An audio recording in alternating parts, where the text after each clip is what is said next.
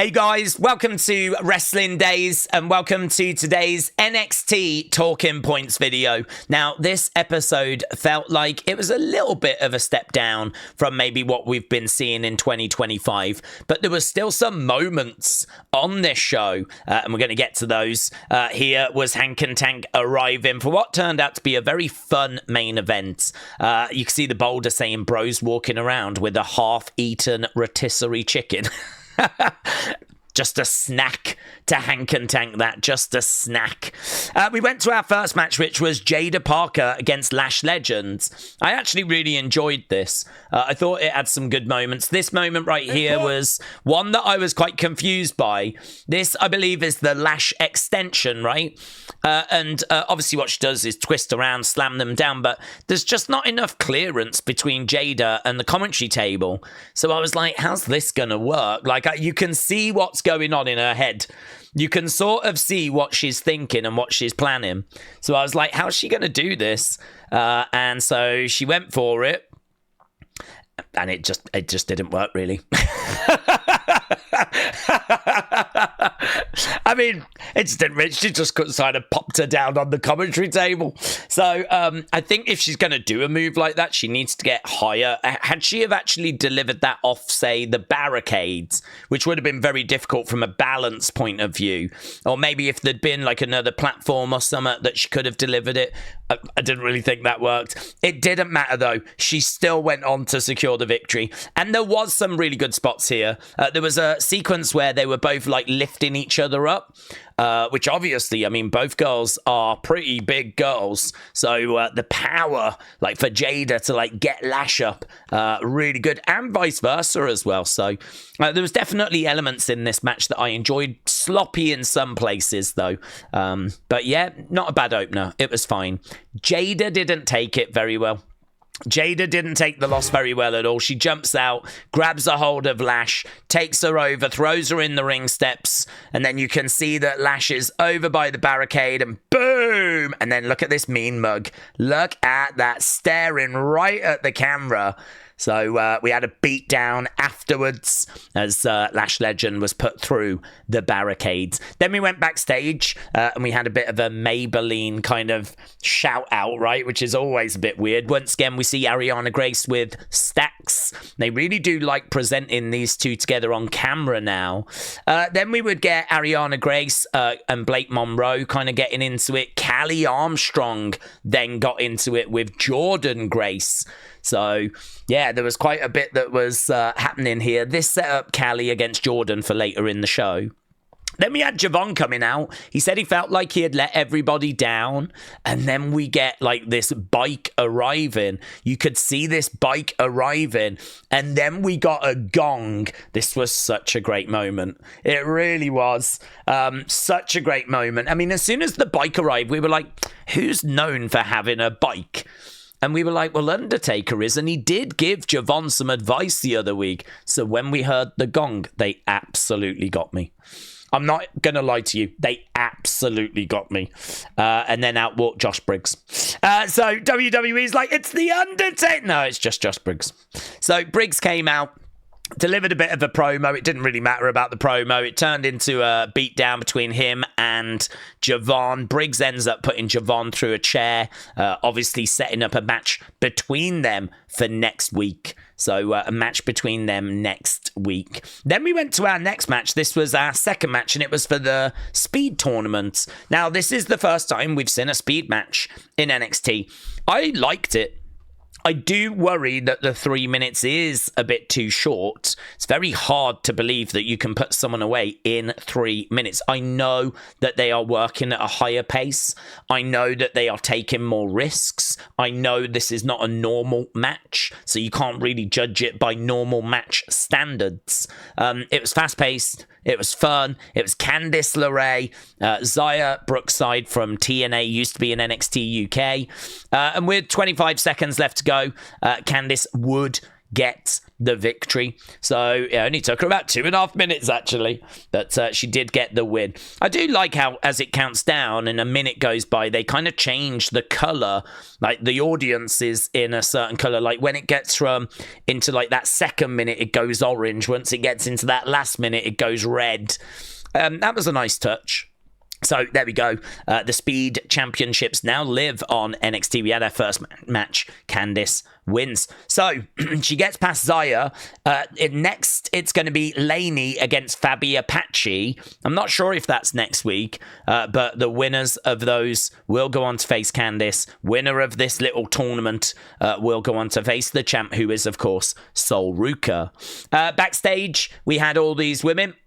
And Fatal Influence, Tatum and Izzi, Sol Ruka and Zarya, they're all going to be put in an elimination match next week. So another match made for next week. Winners will get a women's tag team championship shot. So we know who the champs are. Champs are Charlotte and Alexa. And so that means that Charlotte and Alexa are going to be coming down to NXT. I would imagine in a few weeks' time, we're doing NXT Homecoming. And so we're starting to have a look at how are we going to make that show, because that show is us going back to Full Sail, which is where NXT was kind of based for years and years and years. Black and Gold was based there. So Charlotte and Alexa, both having come through NXT, makes perfect sense to do that match at NXT Homecoming.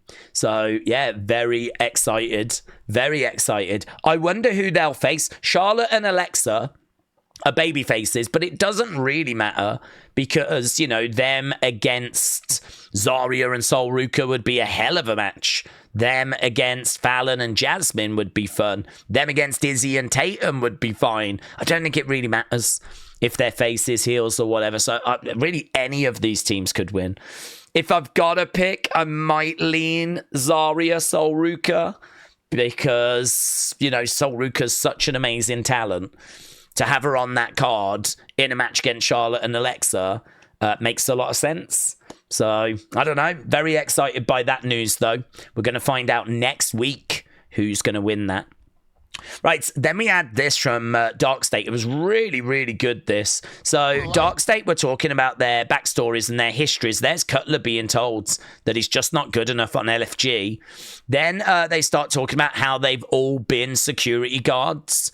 And they just showed that they've been security guards. But it doesn't matter because there's been security guards in the past that have gone on to achieve great things like LA Knight and Bron Breakker and Sheamus. So they were talking about how they've always been pushed to the side, but it doesn't matter because others have been as well, and they've gone on to achieve greatness, and they're going to go on to achieve greatness. It was brilliant. This is one of the best things that Dark State have ever done. And no silly lines out of Cutler as well. So I don't know what that means. Every week we've seen him kind of put his foot in it, and I was wondering if he was going to do it here, but he didn't. And but it was great. Yeah, a lot of appreciation for that. Then we had Trick WIlliams come out, and he is so good. He is so captivating. Trick WIlliams coming out, cutting a promo, and he was just talking about how he's the best. He said a few weeks ago he was the absolute best to ever do this, and no one came out to correct him. It's like, you need to learn all your favorites that you love. They don't love you. And it was so clear this was setting up for Summer. And then out came DIY. I said during the stream, if you're going to do a Mount Rushmore for NXT, for me personally, I am putting Johnny Gargano's face on and Tommaso Ciampa's face on. I think I would probably put Adam Cole's face on as well. And then I feel like you might have to go with a female. You might have to go with a Bayley or someone like that. Finn Balor's probably in the conversation. I'm not including William Regal or Triple H, of course. But I feel like something around that is, you know, pretty good. So, yeah, I mean, this for me is about as big as it gets when it comes to NXT. It's kind of hard to forget everything they did. Like, it's hard to remember, everything they did, because they did so much. Both of them. Both had great title runs, great matches. They were in NXT for so long. But they've had such a flat kind of main roster run at the moment. I still think they can do it. I still think they can get there. They just need that right story, that right match, just to really ignite things, you know? So, yeah, brilliant to see them back. I mean, some of the biggest stars we've ever seen. And apparently it had been the 10-year anniversary of their NXT debut. They said it didn't matter if you was a demon or a hugger, if you was undisputed or glorious. One thing we all had in common was our love and passion for these people and this brand, which really resonated. So obviously Trick was saying your favorites, you're the ones you love, they don't love you. Johnny was just like, nah, and set the record straight.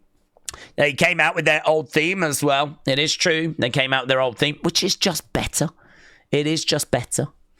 Right, so they then laid out Trick WIlliams. I love the bit where Tommaso went up to Trick and was like, take your glasses off, snatched them off his face and chucked them away. Crowd were like, ah. There was Johnny Wrestling Psycho Killer, Johnny Wrestling Psycho Killer. Some brilliant chants going on as well. Roller said maybe this sets up Mello and Trick versus DIY, which is such a great shout because Trick needs some help now. He's heel now. He rolled with Carmelo for a long time. He could go and get Carmelo back for a homecoming show that's coming up in a few weeks' time. So, yeah, maybe. Right, a flag match has been announced as well. So it looks like we're going to do Tavion against Ethan in a flag match. I'm just not sure if the championship's on the line. That's the only thing I wasn't able to find out.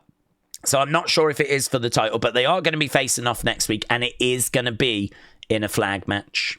Then we had Callie Armstrong coming out. So this was match number 3 of 5 matches we had tonight.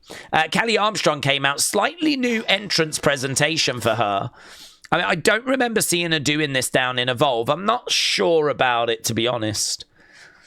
I'm not really a big fan of superstars already being in the entranceway when the camera cuts there. I kind of like to see like the music hit and them come walking out. So I wasn't really sold on this. And as I said, she's not really been... I don't remember her doing that in Evolve. Great talent, though. Great talent. Really lots of potential with Callie Armstrong. So she was involved in a match. Yeah, they did announce, I think it was Izzi that called them Tizzi. So it's obviously Tatum and Izzi of the culling. And yeah, they did say Tizzi. And Tatum's like, yes, we are. Tizzi is so cute. And Tatum's like, yes, we are. Okay, so then we went to this match, and this was a clip that was doing the rounds. I think this was kind of during the commercial break. So they were doing a similar spot, actually, to what we saw in the opening match of them kind of picking each other up there. Look at the strength of Callie dumping Jordynne onto that top rope. So just showing off, both showing off their strength. Jordynne Grace, of course, would get the win over Callie Armstrong, though. But it was a decent little match. And actually, up until this point, you lot said it was your favourite match. So that was our third match. Afterwards, Blake Monroe would come down and there would be a brawl. And Blake Monroe would come out, get into it with Jordynne Grace. She would go into the ring steps. I don't know what the hell happened to her face. I don't know if she gets caught with something or what happens. But when the camera goes back, look, we actually see there's bloods. We actually see, and it's dripping down onto her legs and onto her hands.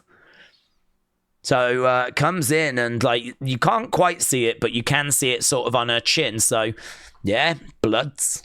This was really good. So we spent ages on this. This was such a long vignette, and it was all about Lola Vice and just about her upbringing.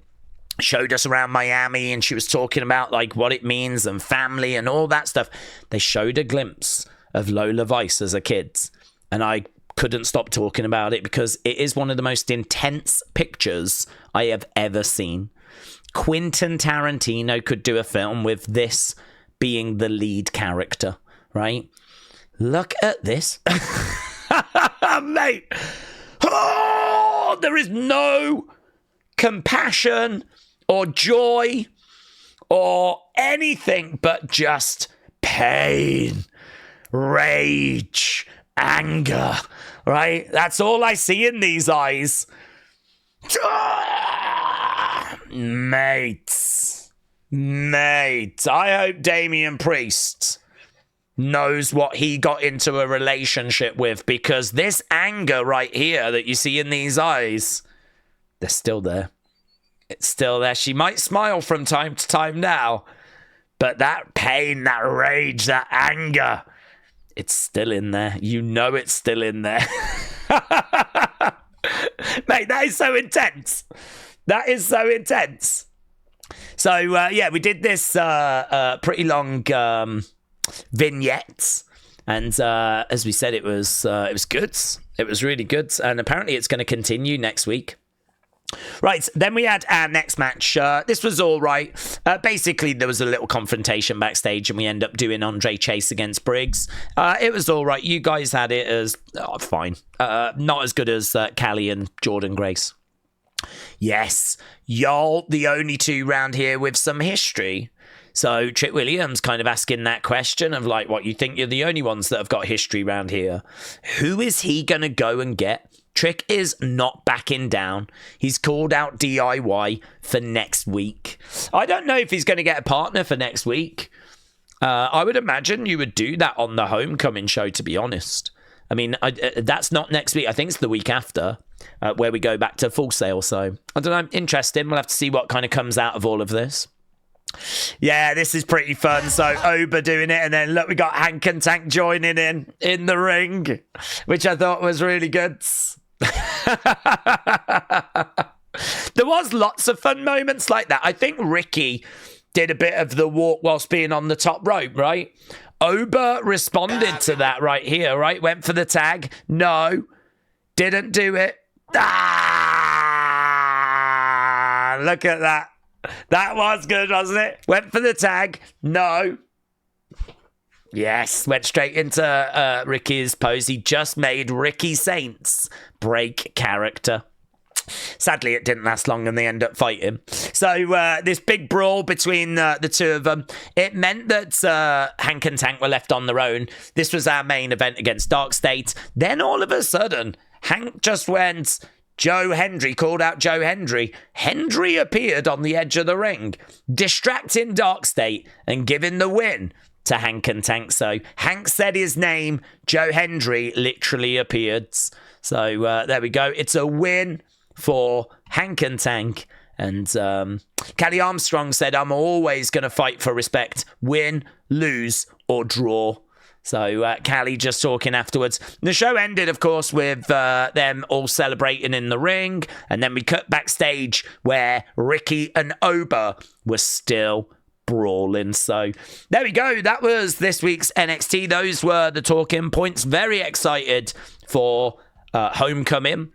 Great to see DIY. Very excited about Charlotte Alexa coming down. I'm guessing they're coming down. I'm guessing it's not that the NXT tag team is going to go up to have a match on the main roster. I'm guessing Charlotte Alexa are going to be coming down. And certainly when you think that Homecoming show is in a few weeks' time.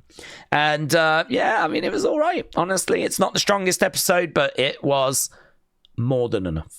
So to stop it from being horrific, right? So there we go. That was NXT. Appreciate the support. But of course, it's all eyes on Friday. Lots of rumors about SmackDown. Very excited for that. We're going to get stuck into that more in Unseen, though. So thanks for watching. Appreciate it. See you next time. Bye for now.